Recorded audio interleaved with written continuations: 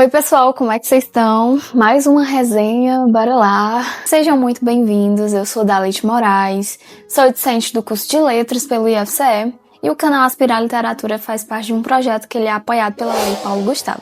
E hoje a gente vai estar resenhando um super clássico da literatura mundial, que ele é escrito por George Orwell. Esse escritor, ele tem vários livros famosos. Um deles é 1984, só que não é esse que a gente vai resenhar. O que a gente vai tratar hoje é A Revolução dos Bichos. Que esse livro aqui é ótimo para quem não tem o hábito de ler.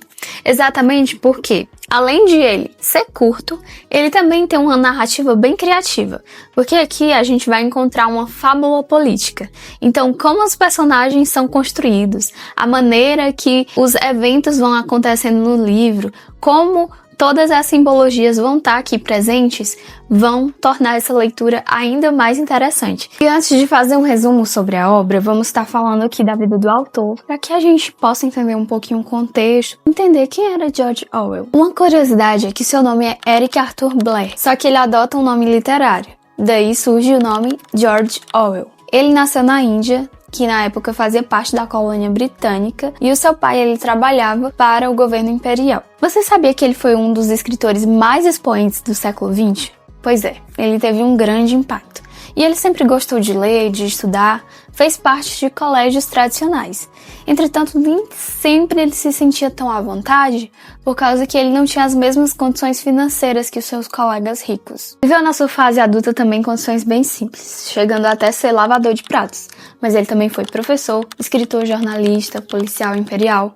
Então assim, todas essas experiências permitiram que ele aumentasse a sua visão de mundo, mas também ficasse com um olhar mais aguçado sobre o colonialismo britânico. E querendo ou não, tudo isso iria refletir na sua escrita futuramente. Durante a Guerra Civil Espanhola, Orwell lutou contra o fascismo, só que ele ficou desiludido com alguns acontecimentos. Tinha divisões e traições entre os próprios grupos de esquerda. Isso intensificou a sua visão crítica sobre regimes autoritários, seja de direita ou de esquerda. Mediante a isso, a sua escrita vai estar criticando diretamente regimes autoritários. No livro A Revolução dos Bichos, o que vemos e que também pode ser interpretado é uma crítica à Revolução Russa, que foi um movimento social que resultou na queda do regime czarista e na implantação do primeiro governo socialista da história. Ah, mas Orwell não era socialista? Como é que ele vai estar aqui no livro criticando um regime que é socialista? O que precisamos entender é que Orwell vai estar criticando qualquer tipo de regime que seja opressor, independente se ele fosse socialista. O que veremos nessa narrativa é a personificação de animais. Animais estes que eram explorados na fazenda que residiam. Certo dia, os animais se revoltam e tomam os meios de produção. E isso partiu por meio do porco mais velho, o Major. Ele chama todos os animais, faz uma reunião e combina essa rebelião.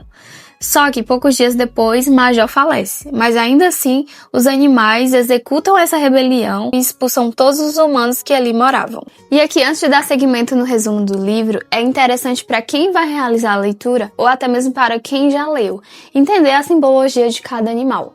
Por isso que eu gosto tanto de fábulas, porque elas são bem polissêmicas. Na narrativa, cada animal vai representar um aspecto, uma figura ou classe social.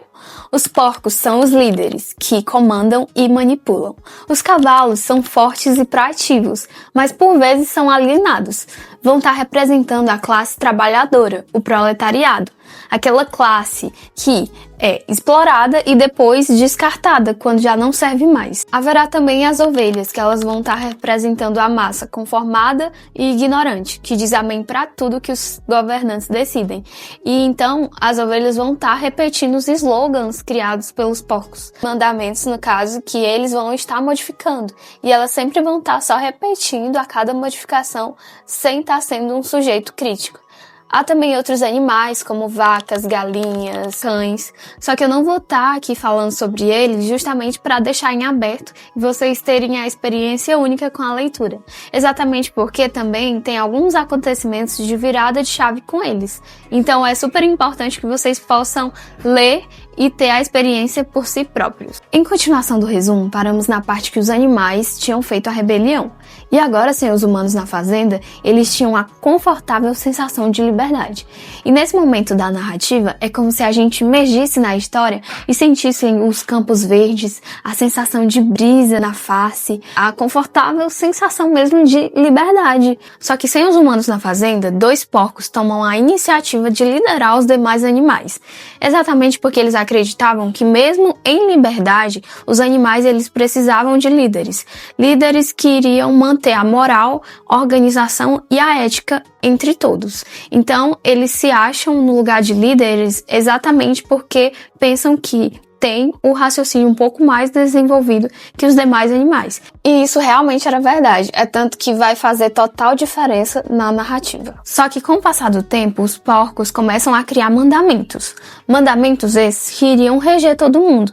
Só que o grande pulo do gato que o plot twist mesmo que acontece é que com o tempo eles começam a modificar esses mandamentos, aumentando informações, diminuindo. Eles se aproveitavam da memória de curto prazo que alguns animais tinham e também da pouca complexidade mental.